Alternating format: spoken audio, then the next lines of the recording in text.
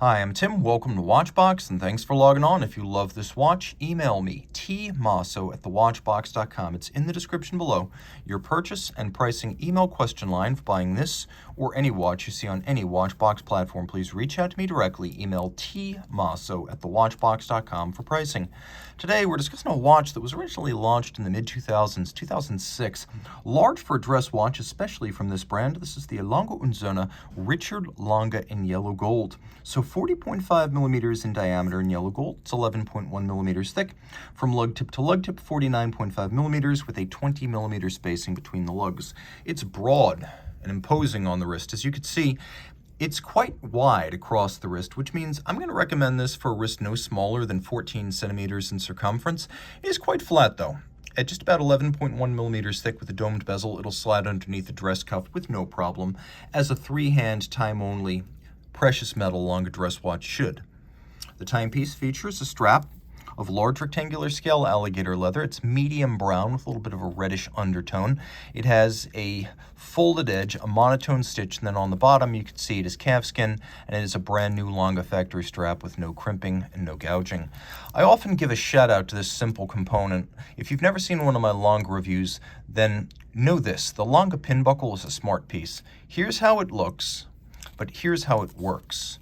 There is an elevated bridge. You can see the prongs on each side are underneath the bridge, which means that the strap actually sits inside the buckle when it's on your wrist, which thins out the height above the wrist. There's also a little bar in there, so if you're like me and you have a small wrist and you're going to use the smallest hole or maybe even punch a smaller hole, sometimes a tightly strapped strap can get pinned on the pin, and it can be difficult to extricate the watch from your wrist. Well, this little internal retaining bar prevents that from happening. The case is standard Lange, but not every Lange features a satin midcase. So we have a satin midcase here to break up the expansive yellow gold, a little bit of a contrast with the polish of the case back, the bezels, and then the lugs. And in Lange case tradition, the lugs are stepped out. There's a slight vertical step to the bezel, and then it's domed from there on up. And we have a Lange branded crown. Rolling around to the dial side, the sapphire is very minimally domed. It's almost flat. The dial is made of sterling silver, so it is a solid medallion of precious metal. It's then galvanized to create this silver white color and printed to give you the calibrations of the dial base. We have polished alpha-style yellow gold hands. We have a fired blue counterweighted Lancet-style seconds hand. We have radially arrayed Roman numerals, black printed with a watchmaker's 4. And then at the quarters, we have red Arabic numerals. We have 60, we have 15, we have 30, we have 45. And then there's a slightly downward stepped center dial. The timepiece includes a hacking seconds function, so you can stop that fire-blued seconds hand and set the watch to a reference time.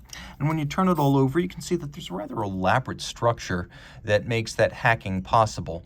The movement is caliber 0412, and the 0412 is a manual wind movement dedicated to chronometry above all else. So it is not a super long-legged movement with a 38-hour power reserve, but it features the elaborate hacking system. It has a free-sprung balance that's adjusted in 5 positions like a chronometer would be. And free-sprung balances, especially on Langes of this era, were not universal.